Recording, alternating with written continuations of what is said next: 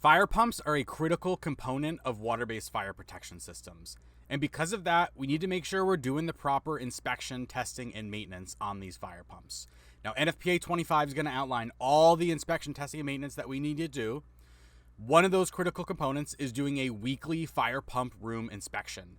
This week, we're going to go into a diesel fire pump room, and we're going to take a look at the items that need to be looked at during a weekly fire pump room inspection.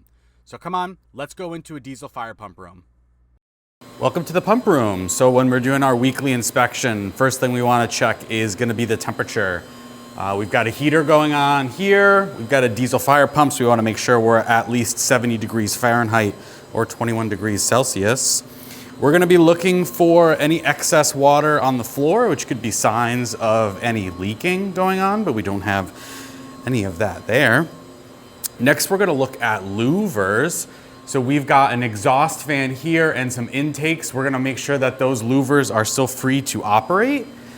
We're going to look at the coupling guard here. We're going to make sure that that is still there. Next, we're going to be looking at suction, discharge, and bypass valves.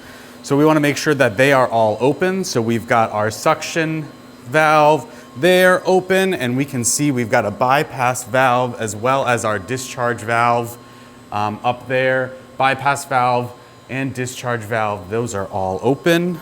And then we're going to look at our system pressure.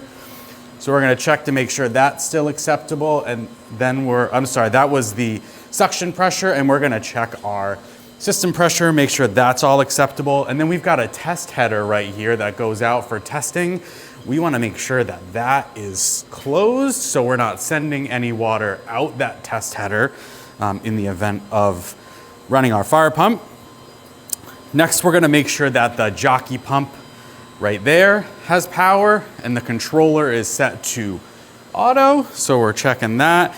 And then we're going to look at the fire pump controller here. We're going to make sure that we are set to auto. You can notice in there, we're going to make sure we don't have any lights illuminating for any issues with our fire pump from the controller end. And then we're going to take a look at our batteries. So we're going to want to check the battery voltage. We're going to want to check the charging voltage.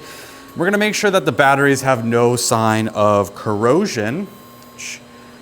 So that's going to be one thing that we're going to check. Now, it depends on the type of fire pump, how that's all being monitored, whether the battery voltage is being monitored through the controller. So that's going to depend on the type of fire pump we have. And then with the engine itself, we're going to want to check to make sure that there's oil in the crankcase and that the coolant level is all acceptable, so that you're going to need to check. And then finally, we're going to make sure that we have at least 2/3 of diesel fuel in that tank that we need to have in order to run it if there is an emergency. So that is an idea of the things that we're going to look at when we're doing a fire pump weekly inspection. This is a diesel fire pump. This is just some things that you could look at, not necessarily everything. This is not showing you how to necessarily do it, just giving you an idea of how you would do that weekly inspection.